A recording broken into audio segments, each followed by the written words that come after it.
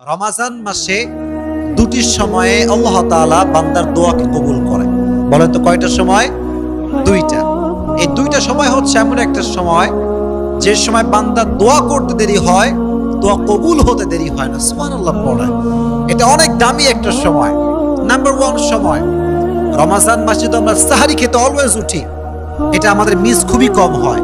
তো যেহেতু আমরা সাহারি খেতে উঠে গিয়েছি, আমরা ট্রাই করব ওযু করে তাহাজ্জুদটা পড়ার জন্য। বেশি না, আপনি 2 রাকাত পড়েন বা 4 রাকাত পড়েন বা 6 রাকাত পড়েন, যা হয় কিন্তু পড়েন। রমাজান মাসে তাহাজ্জুদের যায় নামাজে যখন কেউ চায় রবের কাছে, আল্লাহ এইটা চাই, গাড়ি চাই, বাড়ি চাই, হেদায়াত চাই, এইটা চাই, ওইটা চাই, বান্দা চাইতে দেরি হয়, আল্লাহ কবুল করতে দেরি হয় না। মন খুলে পড়েন সুবহানাল্লাহ। এজন্য 1 নাম্বার, আমরা তাহাজ্জুদটা মিস করব না। তাহাজ্জুদের সময় আল্লাহর কাছে বারবার আমাদের চাওয়া পাওয়াগুলো আমরা চাইতে থাকবো। রাজি আছেন তো ইনশাআল্লাহ? তাহলে 1 নাম্বার তাহাজ্জুদের সময়। কোন সময়? তাহাজ্জুদের সময়।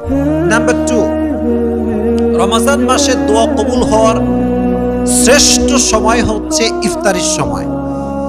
যখন আপনার সামনে আলুর চপ, বেগুনি, পেঁয়াজি, মুড়ি, ছোলা, বুট সব রাখা আছে, কিন্তু মানুষ খাচ্ছে না, খিদায় শেষ, ক্ষুধার যন্ত্রণা একদম প্রবল হয়ে গিয়েছে, তবুও খাচ্ছে না। কেন? আল্লাহর জন্য খাচ্ছে না। তখন আল্লাহ একটা সফট কর্নার তৈরি হয়, ভালোবাসা তৈরি হয়। আল্লাহ বলে, কিরে খায় না কেন? ফেরেশতা বলে, আল্লাহ তোমার জন্য খাচ্ছে না, তোমার জন্য উপোস আছে, না খেয়ে আছে।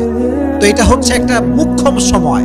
ইফতারির সামনে রেখে যে বান্দা দোয়া করতে পারে, তার দোয়া আরশে আজিমে গিয়ে নক করে। সুবহানাল্লাহ পড়ে। এই জন্য কলিজার ভাইয়েরা, ইফতারির সামনে রেখে মোবাইল ফোন নয়, ফেসবুক নয়, হোয়াটসঅ্যাপ নয়, মেসেঞ্জার নয়, জাস্ট মনে মনে জিকির করবেন। আর জাস্ট ইফতারের কিছুক্ষণ পূর্বে 2 হাত তুলে রবের কাছে দোয়া করবেন।